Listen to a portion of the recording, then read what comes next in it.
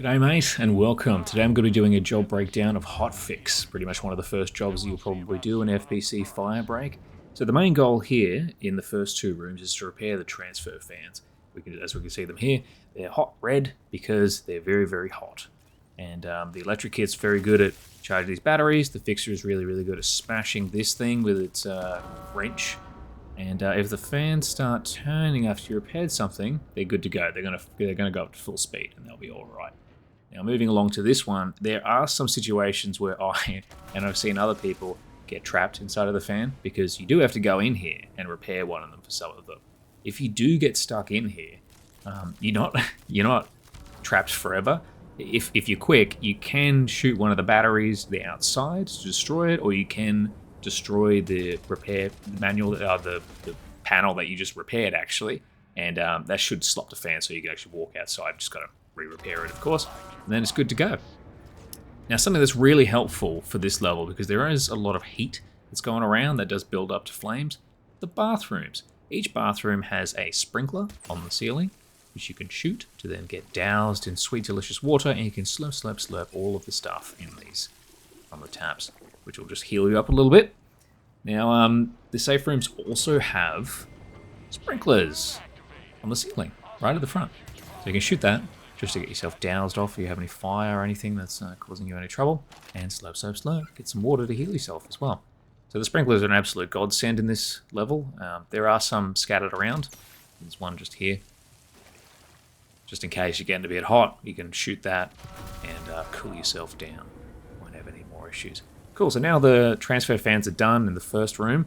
We move on over to the next zone. Now you should be careful when walking to this room, because quite often that fan will just start spewing out hot death, which is absolutely, if the shower wasn't there, yeah, this character certainly wouldn't be here to talk about it. You can tell when the fans are going to start going off. There's a little like noise, and also you can see the hot air being sucked into it.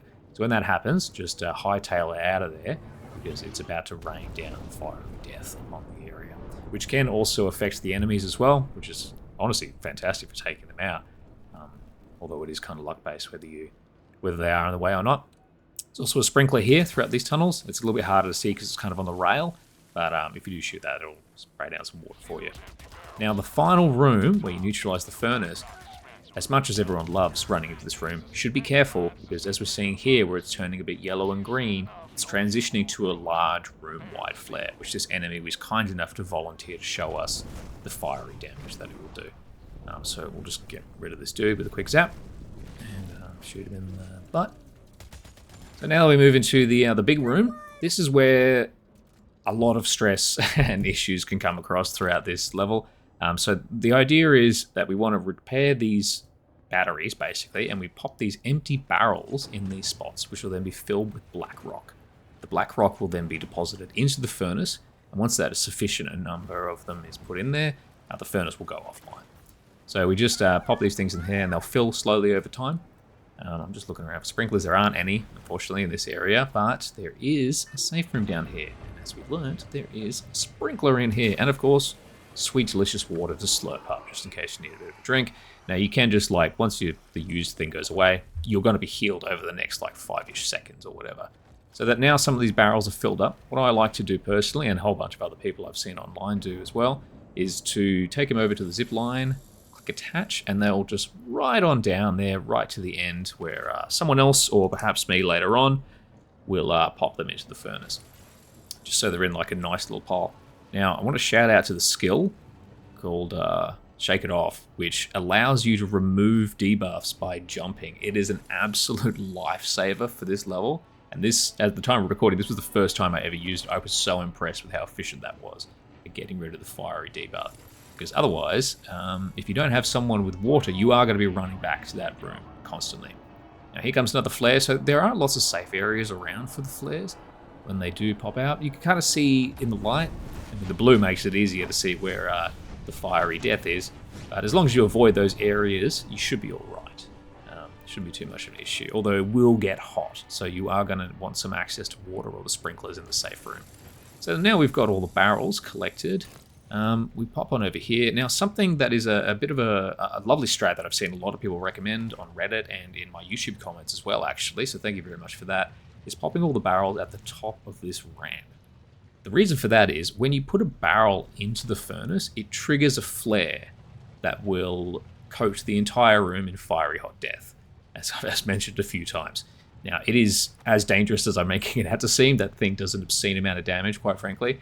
But if you were to have all the barrels kind of at the top there, then you can at least put a few of them in at the same time without having to, on the higher difficulties, do one by one, and you're going to have 15 different flares going off back to back. Now, admittedly, there are use cases for this, particularly on the higher difficulties, because there are quite a lot of enemies that spawn, and the flares will annihilate anything in that area. So as we can see here, we pop one barrel in there, it slides on over, and it will immediately start a flare, as we see by the lovely flickering yellow light, which will then transcend into beautiful blue and purple hot death. Do you need more barrels? Well, look no further than the bottom of this level. There is a heap of barrels here that you can kind of grab, and then just throw them in the general direction of the safe area. And once we've got a whole bunch of them packed up together, we can actually throw them over the top as well. This is honestly, I guess, like, it feels like the most efficient way to do it. There are a lot of barrels that are kind of spread out all over the place, but there are so many of them down the bottom there. And it's only one or two throws away from getting them up the top. It feels like a pretty efficient way. There aren't many people that do utilize doing a lot of things in bulk in this level, and quite frankly, I can't fault them for that, because it's a hot mess trying to run around and not get set on flames, particularly if you don't have a splash kit, someone on your team with a splash kit. So we just chuck all these barrels up here, and now they're going to be ready for someone or myself to run up there and then pop them into the black rock machines. And you should have access to, on the lower levels, is about 5 is how many barrels you need to have filled up and put in the furnace. On the higher levels, it's around about 15 that you need to do. So it is a pretty huge number difference. Now we can just chuck these barrels in quite a difference. So we'll just chuck that over there. Beautiful. So now that we've got pretty much everything out of the way, we can go and start putting the bulk majority of them into the furnace, which will just complete the mission. So first we will hide from, you guessed it, the fiery hot death. This thing scares me. And rightly so, it does an obscene amount of damage. So we'll just jump up the top. If you are quick, like I mentioned earlier about putting it up the top of this ramp, you can put a bunch of barrels in there, one after the other. So we chuck one in there, another one in there. So even that flare is cycling up and getting ready to annihilate me. As soon as that last barrel goes in there, oh, it's just going to shut down.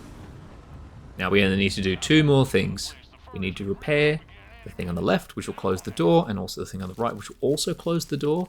And then we get ready for the final run all the way to the elevator, which is made, thankfully, a little bit easier by the fact that the zip lines that we've been throwing things down this entire time, we can actually use to get all the way back up, which makes that trip back a little bit faster. And also it looks really cool going up the zip line. I do love that. And now we do the last step, which is run.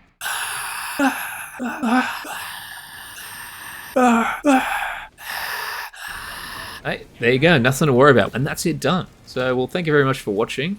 If you liked it, if you want to see some more, please do some of that YouTube jazz with thumbs up and stuff. I'm told that does something. I couldn't tell you very much myself because I'm quite new to this. But thanks, mate. Have a good one.